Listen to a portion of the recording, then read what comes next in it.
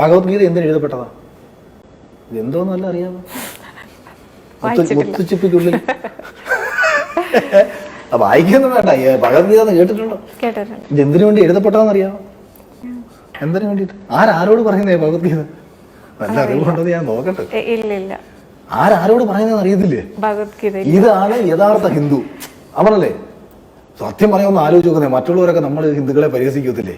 നമ്മളെ എന്നാണ്ട് ഇത് മണ്ണാങ്കട്ടായ ഭഗവത്ഗീത എന്ന് പോലും നമുക്കറിയത്തില്ല. ആണോ? സോറി ഞാൻ സോർണാന്ന് പേര്. എന്നാ കുഴപ്പമില്ല, ഒന്നും കുഴപ്പമില്ല. ഞാൻ ഹിന്ദു തന്നെ ചോദിച്ചാട്ടോ.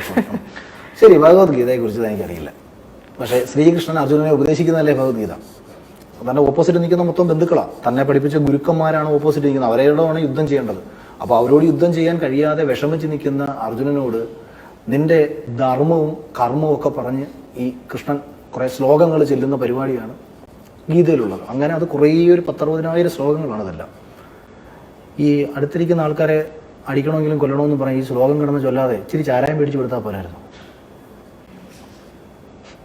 അന്നുണ്ടല്ലോ ഇതാണ് സോമരസം.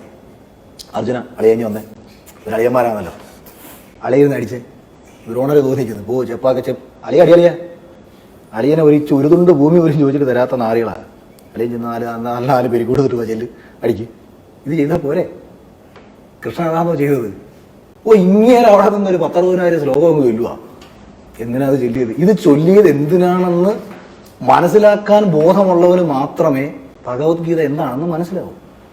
അല്ലാത്തവനെ സംബന്ധിച്ച് അർജുനൻ തന്റെ ബന്ധുക്കളെ കൊല്ലാൻ വേണ്ടിയിട്ട് കൃഷ്ണൻ കാണിച്ച മര്യാദകേടാണ് ഭഗവത്ഗീത. ഇങ്ങനെ കാണും. വായിക്കാൻ അറിയണം. പുസ്തകം എടുത്തു വെച്ചിട്ടേ വായിക്കാനും അറിയണം. മലയാളം കാക്കോക്കിക്കുന്നല്ല, വായിച്ചത് ഉൾക്കൊള്ളാൻ അറിയണം. എങ്കിലേ നമുക്കത് മനസ്സിലാവും. എന്നിട്ട് അതാ ഞാൻ കുറച്ചു മുമ്പ് പറഞ്ഞത്, സിനിമ കാണാനും അറിയണം.